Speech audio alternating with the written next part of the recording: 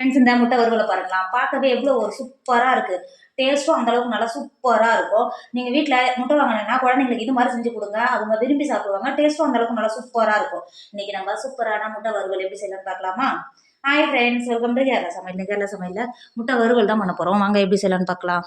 முட்டை வறுவல் பண்ணுறதுக்கு நான் 5 முட்டையை வேக வச்சு தோல் நீக்கிட்டு எடுத்து வச்சிருக்கேன். இந்த இருக்கு பாருங்க. நம்ம யோசிச்சு வச்சிருக்கிற முட்டையை இந்த மாதிரி 5 முட்டையை இந்த மாதிரி கட் பண்ணி எடுத்துக்கோங்க.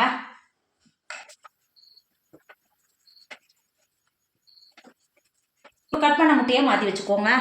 மசாலா ரெடி பண்ணுறதுக்கு இப்போ ஒரு மிக்சர் எடுத்துக்கோங்க. ஒரு மீடியம் சைஸ் வெங்காயத்தை கட் பண்ணி வச்சுருக்கேன், இப்போ சேர்த்து கொடுத்துக்கோங்க.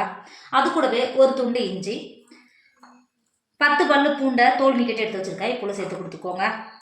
அது கூடவே ஒரு துண்டு அன்னாச்சிப்பூ, ஒரு துண்டு பட்டை, 2 ஏலக்காய், 5-6 கிராம்பு, ஒரு பிரியாணி இலை சேர்த்து கொடுத்துக்கோங்க. சேர்த்து கொடுத்துட்டு அது கூடவே 1/2 டேபிள் ஸ்பூன் பெருஞ்சீரகம் சேர்த்துக்கோங்க. 1 டேபிள் ஸ்பூன் மிளகு சேர்த்துக்கோங்க. அது கூடவே 1/2 டேபிள் ஸ்பூன் ஜீரகம் சேர்த்துக்கோங்க. சேர்த்து கொடுத்துட்டு மிக்ஸி மூடி போட்டு மூடி தண்ணி எதுவும் சேர்க்காம அரைச்சி எடுத்துக்கோங்க. இப்போ பாருங்க, நம்ம அரைச்சி எடுத்தா மசாலா இந்த அளவுக்கு இருக்கணும். இப்போ மிக்ஸி மூடி போட்டு மூடி மசாலாவை மாற்றி வச்சுக்கோங்க. முட்டை வறுவல் பண்ணுறதுக்கு அடுப்பில் ஒரு கடாய் வச்சுக்கோங்க. ஒரு 3 டேபிள் ஸ்பூன் எண்ணெய் சேர்த்துக்கோங்க. எண்ணெய் சேர்த்து கொடுத்துட்டு அடுப்பை லோப்பில் வச்சுக்கோங்க. 1 டேபிள் ஸ்பூன் மல்லித்தூள் சேர்த்துக்கோங்க. அது கூடவே 1 டேபிள் ஸ்பூன் மிளகாத்தூள் சேர்த்துக்கோங்க. 1 டேபிள் ஸ்பூன் மிளகுத்தூள் சேர்த்துக்கோங்க.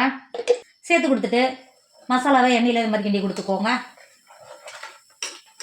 இந்த அளவுக்கு கிண்டி கொடுத்துட்டு நம்ம வேவிச்சு முட்டையை கட் பண்ணி வச்சுருக்கோம்ல, இந்த மாதிரி திருப்பி சேர்த்துக்கோங்க. இந்த மாதிரி நீங்கள் திருப்பி சேர்க்கும் போது அந்த மஞ்சள் கருவு வெளில வராமல் இருக்கும். அதனால தான் இந்த மாதிரி திருப்பி சேர்த்துக்க சொல்கிறேன். முட்டையை சேர்த்து கொடுத்துட்டு ஒரு 10 நிமிஷத்துக்கு ஒரு சைடு நல்லா ரோஸ்ட் பண்ணிக்கோங்க. இப்போ பாருங்கள், 10 நிமிஷம் ஒரு சைடு நல்லா ரோஸ்ட் ஆகிடுச்சு. இந்த பக்கம் திருப்பிட்டு இன்னொரு சைடு ஒரு 10 நிமிஷத்துக்கு லோ ஃப்ளேமில் வச்சு நல்லா ரோஸ்ட் பண்ணிக்கோங்க. இந்த மாதிரி சேர்த்து கொடுத்துட்டு ஒரு 10 நிமிஷத்துக்கு இன்னொரு சைடு ரோஸ்ட் பண்ணி எடுத்துக்கோங்க. இப்போ பாருங்கள், இன்னொரு சைடு நல்லா ரோஸ்ட் ஆகி வந்துருச்சு. இப்போ முட்டையை வேறு ஒரு பாத்திரத்துக்கு மாற்றிக்கோங்க. முட்டையை வறுத்துட்டு பாக்கி இருக்கிற எண்ணெயிலேயே பெரிய சைஸ் வெங்காயத்தை நல்லா பொடியாக கட் பண்ணி வச்சுருக்கேன், இப்போ சேர்த்து கொடுத்துக்கோங்க. வெங்காயத்தை சேர்த்து கொடுத்துட்டு நம்ம மிக்சியில் அரைச்சி எடுத்து வச்சுக்கோம்ல, மசாலாவே உள்ளே சேர்த்துக்கோங்க. மசாலாவை சேர்த்து கொடுத்துட்டு 1/2 டேபிள் ஸ்பூன் உப்பு சேர்த்துக்கோங்க. உப்பு சேர்த்துட்டு நம்ம சேர்த்த மசாலாவும் வெங்காயத்தையும் ஒரு 10 நிமிஷத்துக்கு நல்லா வதக்கிக்கோங்க. இப்போ பாருங்க, வெங்காயம் எந்த அளவுக்கு நல்லா வதங்கி எண்ணெய் பிரிஞ்சு வந்துருக்கு பார்த்தீங்களா? ஒரு டைம் நல்லா கிண்டி கொடுத்துக்கோங்க. கிண்டி கொடுத்துட்டு இந்த ஸ்டேஜில் மசாலாலாம் சேர்த்து கொடுத்துக்கோங்க. 1 டேபிள் ஸ்பூன் மல்லித்தூள் சேர்த்துக்கோங்க. சேர்த்து கொடுத்துட்டு அது கூடவே 1 டேபிள் ஸ்பூன் காஷ்மீர் மிளகாத்தூள் சேர்த்துக்கோங்க.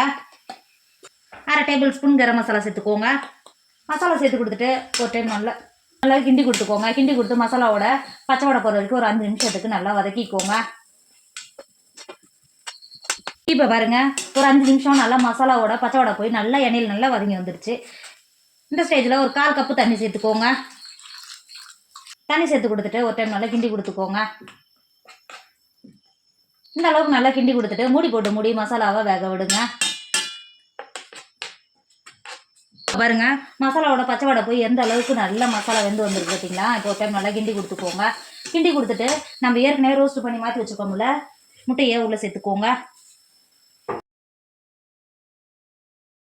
முட்டையை சேர்த்து கொடுத்துட்டு மசாலாவோட ஒரு 2 செகண்ட் இந்த மாதிரி மசாலா சேர்த்து கொடுத்துக்கோங்க. சேர்த்து கொடுத்துட்டு மசாலாவோட முட்டையை ஒரு 5 நிமிஷத்துக்கு வேக விடுங்க. மசாலா ஏற்கனவே இந்த மாதிரி ஒரு ஸ்பூன் எடுத்துகிட்டு முட்டை மேலே இந்த மாதிரி சேர்த்து கொடுத்துக்கோங்க.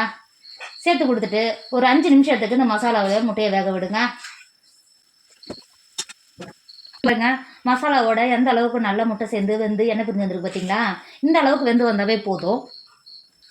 நல்லா கிண்டி கொடுத்துட்டு ஒரு கைப்பிடி அளவு நல்லா மல்லித்தழையை பொடியாக கட் பண்ணி வச்சுருக்கேன், இப்போ சேர்த்து கொடுத்துக்கோங்க. சேர்த்து கொடுத்துட்டு ஒரு டைம் நல்லா கிண்டி கொடுத்துட்டு வேறு ஒரு பிளேட்டுக்கு மாற்றிக்கோங்க. ஃப்ரெண்ட்ஸ், நம்மளோட முட்டை வறுவல் சூப்பராக ரெடி ஆகிடுச்சு. இதோட டேஸ்ட் அந்த அளவுக்கு சூப்பராக இருக்கும். நீங்கள் தக்காளி சாதம், லெமன் சாதம், வெஜ்ஜு புலாவ் இதை கூடலாம் வச்சு சாப்பிடும்போது இதோட டேஸ்ட் அந்த அளவுக்கு சூப்பராக இருக்கும். நல்லா காரசாரமாக நீங்கள் முட்டை வாங்கினா இந்த மாதிரி ஒரு தடவை ட்ரை பண்ணுங்கள்.